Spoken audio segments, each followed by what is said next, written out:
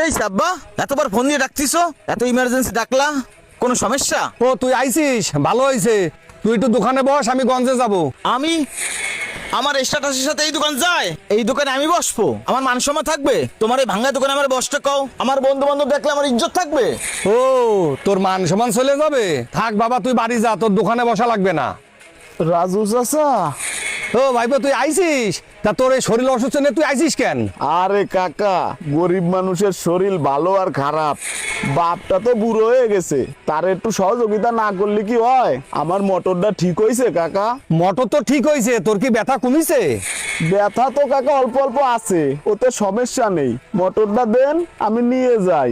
আব্বার দোকান খুলতে দেরি হয়ে যাবে না।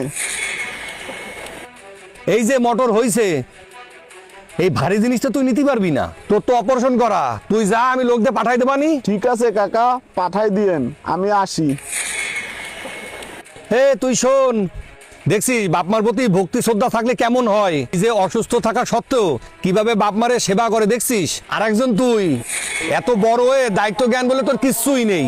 শোন বাবা, আমি চলে যাওয়ার পরেও তুই যেন কিছু করে খেতে পারিস, এর জন্য তোকে মাঝে মাঝে দোকানে এনে দাঁড় করাই। তুই তো বুঝলি না, বাপ মা সন্তানদের নিয়ে যেভাবে চিন্তা করে, আর সন্তান যদি বাপ মার জন্য একটু চিন্তা করতো, তাহলে আর পৃথিবীতে কোনো বাবা মার কষ্ট থাকতো না। বাবা, আসলে আমি ওইভাবে বলতে চাইনি যে তুমি কষ্ট পাবা। তুমি তোমার কাজে যাও, আমি দোকানে বসতেছি।